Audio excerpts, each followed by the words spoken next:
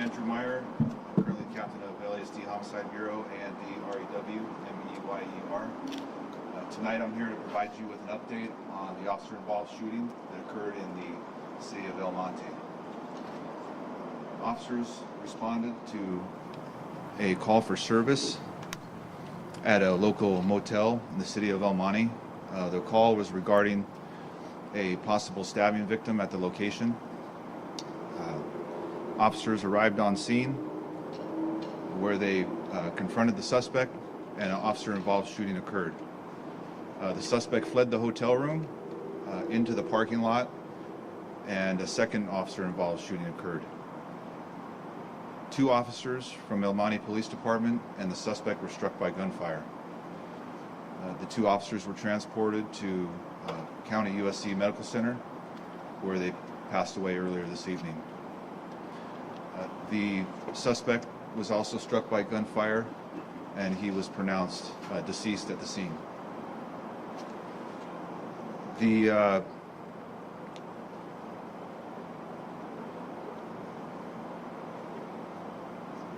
have this investigation is very preliminary at this point, and we are working together with our law enforcement partners, El Monte Police, very closely with El Monte Police Department, and working together and making sure that we conduct a thorough investigation. That's all I have at this time. I'm going to turn it back over to the captain of Sheriff's Information Bureau. Thank you, sir. I would like to present now El Monte Police Interim Chief Ben Lowry.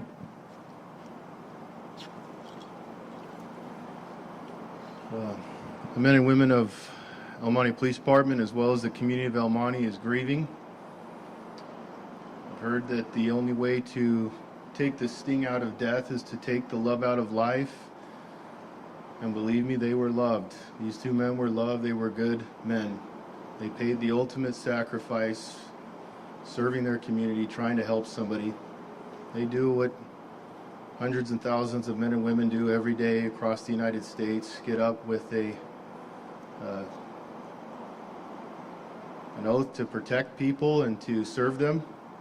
And these 2 heroes paid the ultimate sacrifice. Today they were murdered by a coward.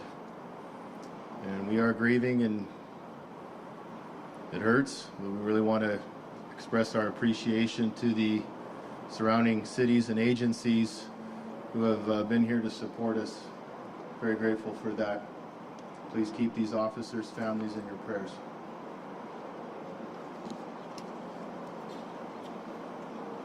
Thank you, sir. On behalf of the City of El Monte, Mayor Jessica Ancona. Good evening. Heartbroken doesn't begin to express the loss that we feel with the news that 2 of our El Monte police officers were shot today in the line of duty. As our officers do on a daily basis, they were acting as the first line of defense for our community members when they were essentially ambushed while trying to keep a family safe. These 2 officers were like family in our community, with deep ties to our neighborhoods. One of our officers was raised in El Monte, went through our schools, and was excited to be a part of the El Monte Police Department, where he would be able to serve and protect family and friends. The other fallen officer was a new officer, patrolling our streets, excited to be on the force, ensuring that the community members he had met along the way were protected. These men were dedicated to their careers, and even more so as sons, husbands, and fathers. Please keep their families in your prayers. While we always stand behind our officers, today we mourn together and speak with a raised voice in appreciation, respect, and love for our law enforcement brothers and sisters. Today we stand in solidarity with them, embrace them and their families, and pray that the wives, children, and families of our 2 officers who were taken too soon can eventually find peace. Thank you.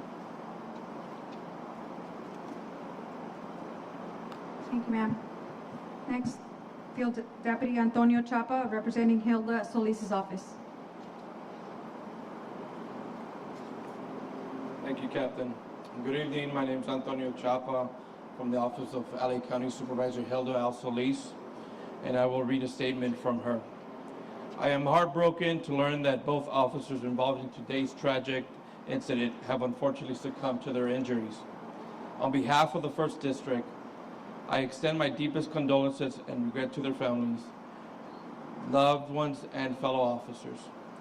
My office and I have been in constant contact with the City of Almonte and the LAC USC medical staff, and we are prepared to support and provide resources to their families. The sacrifice of these public servants to keep our community safe will never be forgotten. May these two heroes rest in peace. Thank you. Thank you, sir. We will now open it up for questions. What do we know about how it escalated to the point of somebody pulling the first trigger? I'm sorry, ma'am, what was the question again? What do we know about how it escalated until somebody pulling the first trigger, whether it was an officer or the suspect? It's extremely early in the investigation, so we don't have all the facts yet. But currently there are homicide investigators. We have at least 20 investigators out at the scene, interviewing witnesses, reviewing, or not reviewing, but looking for any kind of surveillance video, canvassing the scene. So I understand that it was a stabbing call first, is that right? that's correct. Was this suspect armed with a gun when the officers arrived? We believe that the suspect, there was a gun recovered at the scene near the suspect. Can you? Sorry for your loss. I'm sorry, sir, what was that? I said, first off, I'm very sorry for your loss. Thank you. My question is, when the officers first arrived on the scene, were the first shots fired in the hotel room, and then one officer went down there, and then the other officer pursued in the lot area? Is that right? Sir, I'm not going to speculate on exactly what happened or what occurred, but we believe that it started in the hotel room, Okay. and an additional shooting occurred outside in the parking lot. How many arrests were made in connection with this incident? I'm sorry, say it again? How many arrests have been made in connection with the incident? Oh, how many arrests have been made? None that I'm aware of. There was some, I think we had someone on scene who saw some people detained at the scene. Is that not in connection, or are you not aware of that? I'm not aware of anybody being physically detained, but there may have been witnesses at the scene that investigators or the witnesses were waiting to speak to the investigators, or it could have been the female that was there. Emily as has a well. question. Sir, what's I the have a- status of the stabbing victim? It's my understanding she was not stabbed, but investigators are currently interviewing her. So was this a family situation where the male was the suspect? The mayor mentioned that one of the officers was protecting the family. Was this a family situation where the male became the suspect? It's too early in the investigation to speculate or talk about that.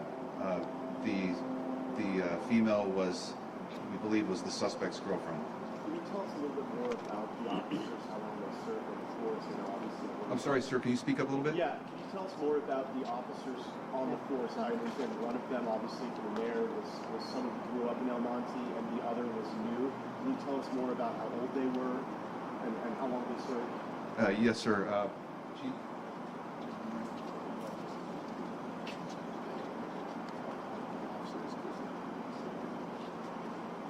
One of the officers was a veteran police officer, at least 22 years on the job, and the other officer was newer, less than a year on the job.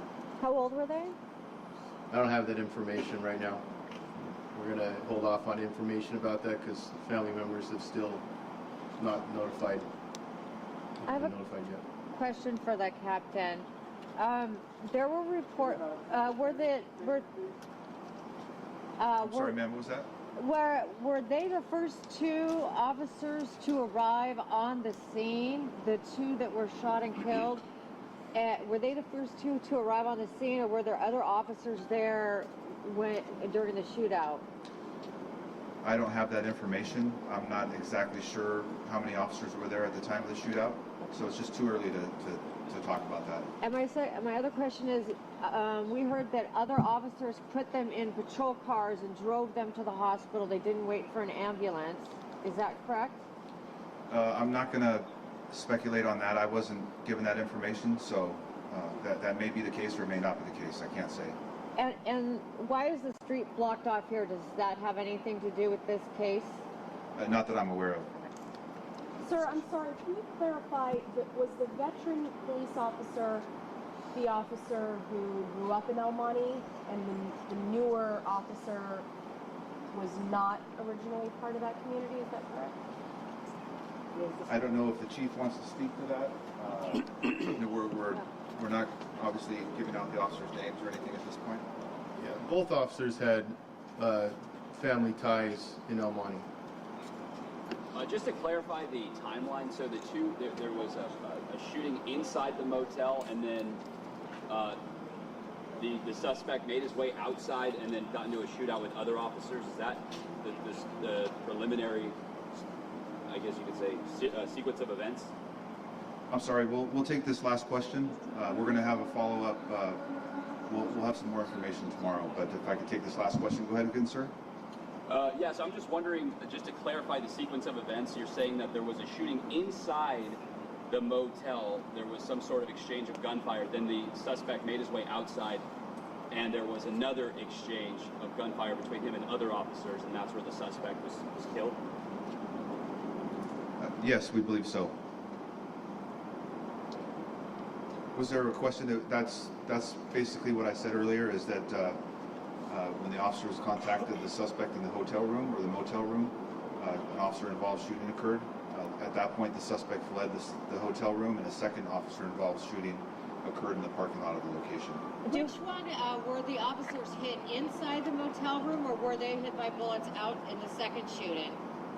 Were they hit through I don't know that information, and it's too early in the investigation to tell. I left the scene. I left before I could even do a walkthrough of the scene with the handling investigators. So I will. That will be the last question, and we will put out more information tomorrow. Thank you.